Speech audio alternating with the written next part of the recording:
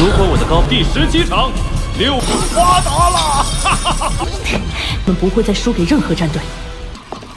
那明天的比赛， Halo semuanya, selamat datang di Dunia Donghua. Bagaimana kabar kalian semua? Semoga selalu sehat dan baik-baik saja. Pada hari ini kita akan kembali melanjutkan series Donghua Shaolin episode 79. Di bagian sebelumnya, kompetisi elit Shaolin Master Senior Continental di babak game 2. Grup 1 round robin menghadirkan duel sengit antara Sekte Tang dan Sekte Cleargate. Dipimpin oleh Yu Hao, Sekte Tang unggul melalui strategi dan kekuatan individu seperti Wang Dong dan Xiao Xiao. Wang Dong mengalahkan Ming Wuzong dan Zhong Ade. Meski sempat tertinggal, Xiao Xiao menyerah secara tak terduga saat melawan Zhong Subing. Namun berhasil melukai lawannya, memberikan keuntungan strategi bagi Sekte Tang. Pada pertempuran tim, strategi matang Yu Hao, kerjasama solid tim, dan senjata mematikan seperti Eye of Terror milik He Chaito memastikan kemenangan Sekte Tang. Pertempuran ditutup dengan eliminasi ketua tim Cleargate setelah kombinasi serangan yang memukau. Selepas pertandingan, Yu Hao dan He Chaito menyelidiki kompetisi Soul Master bawah tanah. Sementara Wang Xi'er mulai menunjukkan kekuatan luar biasa di pertarungan selanjutnya. Babak berikutnya mempertemukan Akademi Shulk melawan Akademi Imperial Matahari dan Bulan, membuka babak baru dalam persaingan sengit antara sekte. Scene lanjut di tengah-tengah pertarungan tim antara tim Cleargate melawan tim Sekte Tang. Terlihat ketua tim Cleargate yang mengamuk dan menggunakan sebuah keterampilan jiwa ke-6, yakni 10.000 iblis dari buku darah. Tak tinggal diam saja, Yu Hao sebagai ketua tim Sekte Tang bergegas membangkitkan sebuah perisai naga untuk melindungi dirinya, dan juga rekan-rekannya dari serangan ketua tim Cleargate. Tidak hanya membangkitkan perisai naga saja, Yu Hao juga sempat melepaskan sebuah serangan yang tepat mengenai ketua tim Cleargate. Namun serangan Yu Hao itu masihlah belum mampu untuk menghentikan ketua tim Cleargate. Pada saat itu, ketua tim Cleargate kembali bangkit dan segera beregenerasi menjadi Raja Kekelawar berkepala 3 dari Darkstar. Melihat hal demikian, sontak Xu Shanxi menjadi sangat terkejut. Ia menyadari bahwasanya Raja Kekelawar berkepala 3 dari Darkstar sangat sulit untuk dihadapi. Selain itu, ada sebuah legenda yang mengatakan kalau leluhur Sekte Tang dulu pernah bertarung melawan Raja Kekelawar berkepala 3 dari Darkstar. Dan dalam pertarungan itu, leluhur Sekte Tang benar-benar kesulitan untuk meraih kemenangan. Pada saat yang bersamaan, ketua tim Cleargate kembali menggunakan sebuah keterampilan jiwa kelima, Pemusnah Langit. Teknik Pemusnah Langit ini menghasilkan sebuah kekelawar yang sangat berisik hingga membuat semua orang berada di bawah tekanannya. Di antara seluruh orang yang mendapatkan tekanan itu, hanya Yu Hao saja yang terlihat sama sekali tidak merasakan tekanan sedikit pun. Bahkan Yu Hao juga sempat membantu Wang Dong untuk melepaskannya dari tekanan tersebut. Lalu Yu Hao dan Wang Dong mulai melakukan sebuah keterampilan fusion, seni bela diri dari Hong Cheng Lian yang membuat kekuatan mereka meningkat berkali-kali lipat. Setelah melakukan fusion, Hu Yao dan Wang Dong pun langsung menghentikan teknik Pemusnah Langit dari Raja Kekelawar berkepala 3. Mereka berdua kemudian langsung melepaskan sebuah serangan badai es yang membuat seluruh tubuh Raja Kekelawar berkepala 3 membeku dalam sekejap. Hingga pada akhirnya ketua tim Cleargate berhasil dikalahkan dan membuat tim Sekte Tang meraih kemenangan pada pertarungan tim.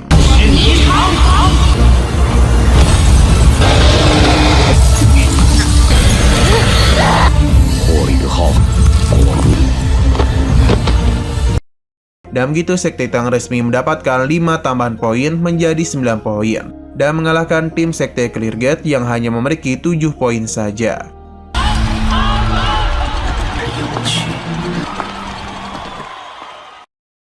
Setelah menyelesaikan babak round robin pada kompetisi elit Soul Master Senior Continental, Yu Hao dan He Chaito pun langsung pergi ke Hotel Sing Sing untuk mengikuti kompetisi Martial Soul bawah tanah. Yu Hao sebenarnya bisa saja memilih untuk beristirahat daripada harus menghadiri kompetisi Martial Soul bawah tanah. Akan tetapi ia tetap memilih menghadirinya karena dia bisa mendapatkan lebih banyak paparan dan konsep mengenai senjata jiwa yang canggih, yang tidak akan bisa didapatkan di Akademi Imperial Matahari dan Bulan. Sesampainya di Hotel Sing Sing, mereka langsung disambut oleh salah satu perwakilan aliansi Shushui. Perwakilan itu memberitahu bahwa dirinya sudah lama menunggu kedatangan Yu Hao dalam babak knockout 48 hingga 24 yang akan dilaksanakan pada malam itu. Selain itu, pada babak knockout ini akan ada sebuah format baru yang akan segera diumumkan, yakni masing-masing peserta nanti akan bertarung dalam pertarungan hidup dan mati dan menggunakan senjata jiwa yang mereka buat sendiri. Selain itu, babak knockout 48 pun dimulai, yang mana masing-masing peserta akan membuat senjata jiwa yang akan digunakan sebelum pertarungan hidup dan mati. Singkat waktu pembuatan senjata jiwa pun berakhir dan masing-masing peserta telah berhasil memunikan senjata jiwa mereka. Dan begitu mereka pun akhirnya tiba di tahap pertarungan hidup dan mati, sehingga arena pertarungan pun segera disiapkan. Singkat cerita, pertarungan ke-17 pun dimulai dengan pertarungan yang akan dilakukan oleh peserta nomor 66 yakni Yu Hao melawan peserta nomor 48.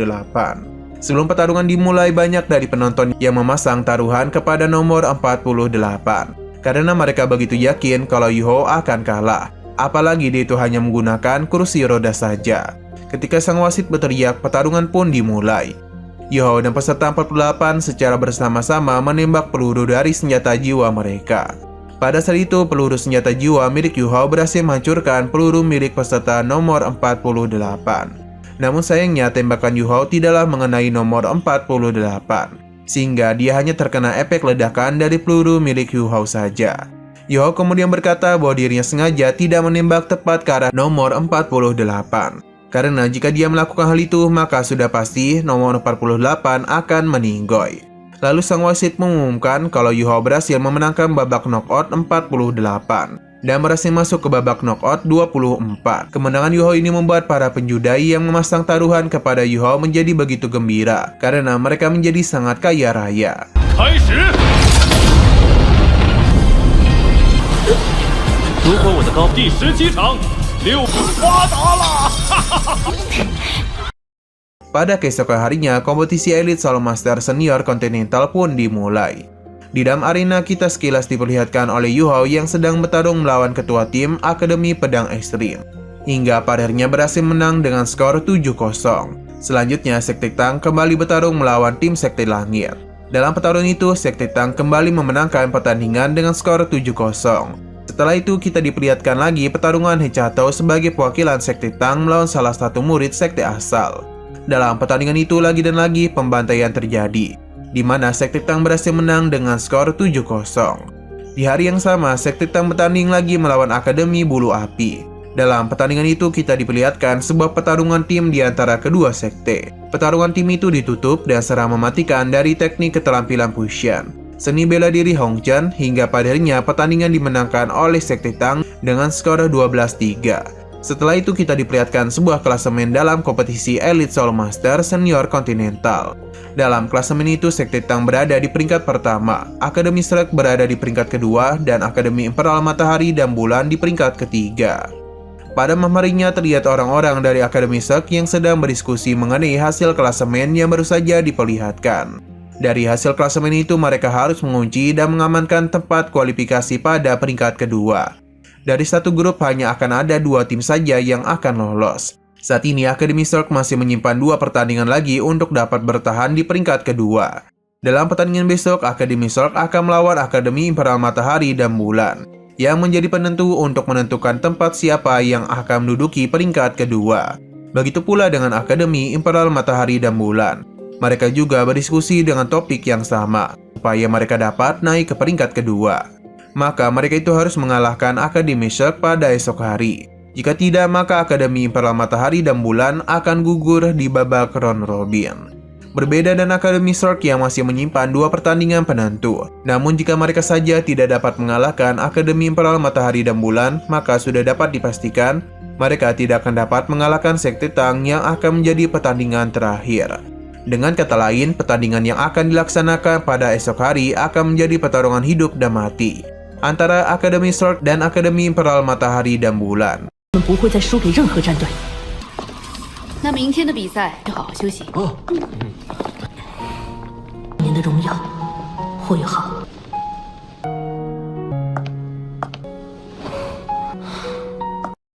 Pada keesokan harinya, Ketua Wasit Yang Zhan kembali memimpin pertandingan yang akan dilaksanakan oleh Akademi Imperial Matahari dan Bulan melawan Akademi Shrek.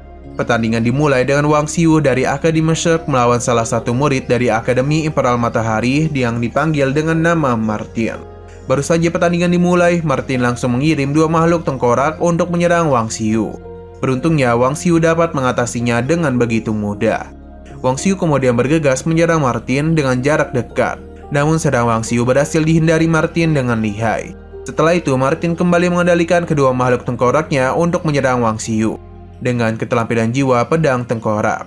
Teknik pedang tengkorak ini membuat pandangan Wang Xiu terbatas. Namun meskipun begitu, dia masih mampu untuk menghindari segala serangan yang Martin berikan.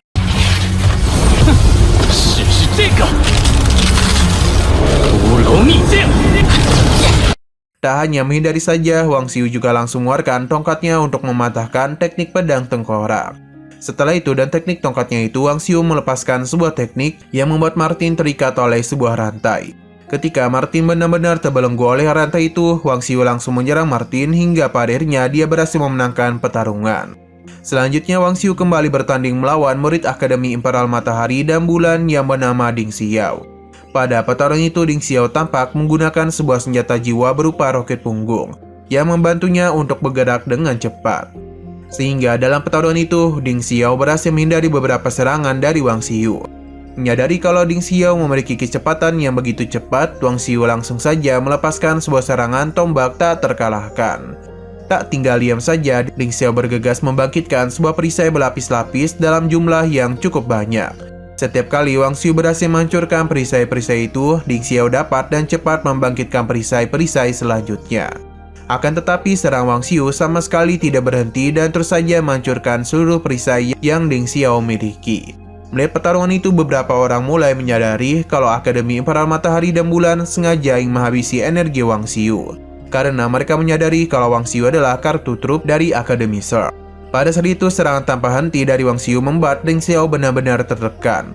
Apalagi kecepatan Wang Xiu dalam melepaskan serangannya sama sekali tidak dapat terbaca. Hingga pada akhirnya Ding Xiao menjadi sangat kewalahan dan dia pun kehabisan jumlah perisai yang ia miliki. Sehingga di momen serupa, Ding Xiao langsung menyatakan menyerah, tepat ketika tombak Wang Xiu berada di leher Ding Xiao.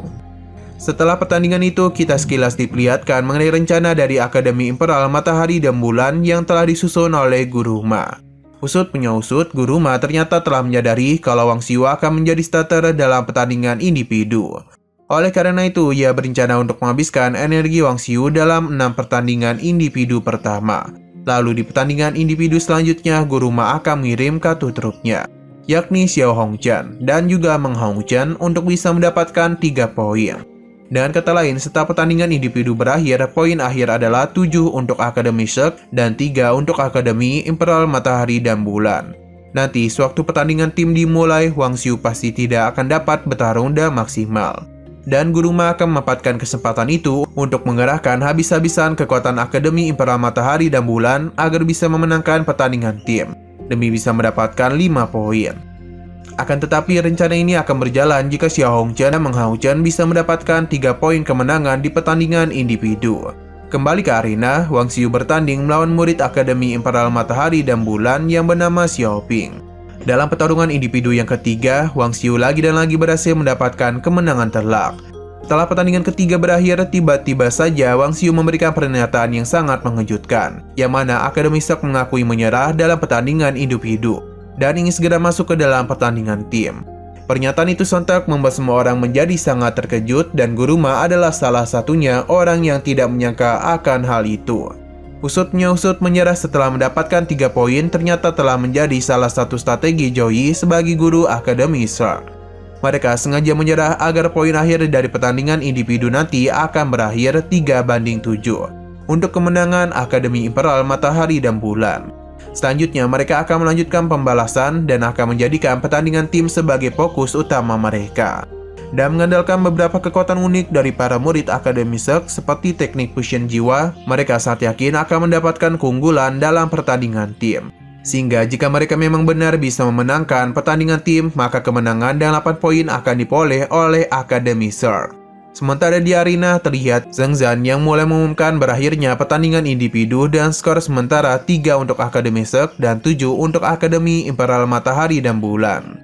Sebelum pertandingan tim dimulai, pihak dari Akademi Zerg sempat berdiskusi singkat terlebih dahulu untuk menyiapkan diri mereka masing-masing sambil memulihkan kekuatan jiwa milik Wang Xiu.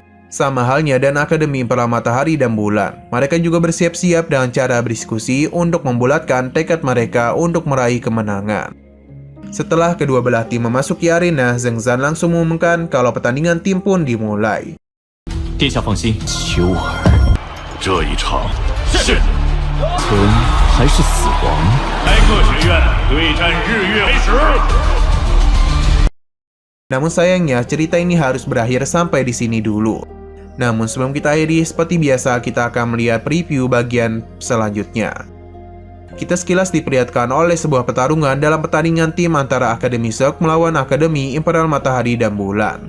Pada pertarungan itu, Akademi Imperial Matahari dan Bulan benar-benar dapat mendominasi, hingga memberikan tekanan yang begitu hebat kepada Akademi Silk.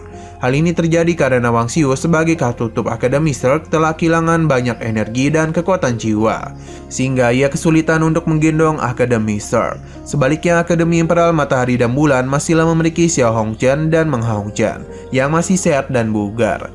Hal demikian membuat mereka berdua dapat menghancurkan dan mengacak-ngacak Akademi Silk. Namun tak berhenti sampai di situ saja. Dan tekad yang kuat, Wang Xiu mulai melakukan teknik pushin jiwa yang membuat kekuatan jiwanya meningkat berkali-kali lipat. Alhasil Wang Xiu benar-benar mendominasi dalam pertarungannya. Singkat waktu pada malam harinya terlihat Yu Hao yang kembali mengikuti kompetisi Martial Soul bawah tanah, yang mana kali ini dia akan beradu dalam babak knockout 24 besar. Namun sebelum kompetisi dimulai, Yu Hao sempat bertemu secara pribadi dengan seorang pria dari aliansi Shushui, yang selama ini sering membantu dan menghormati Yu Hao. Oke, sekian dulu pada video kali ini. Untuk video selanjutnya akan segera hadir. Jadi bagi kalian yang ingin mengikuti series ini, langsung saja klik subscribe dan aktifkan loncengnya. Terima kasih yang sudah menonton video sampai habis. Jika kalian suka pada video ini, klik like dan share ke teman-teman kalian tentang channel ini. Dan ditunggu aja kelanjutannya. Oke, sampai jumpa di video selanjutnya.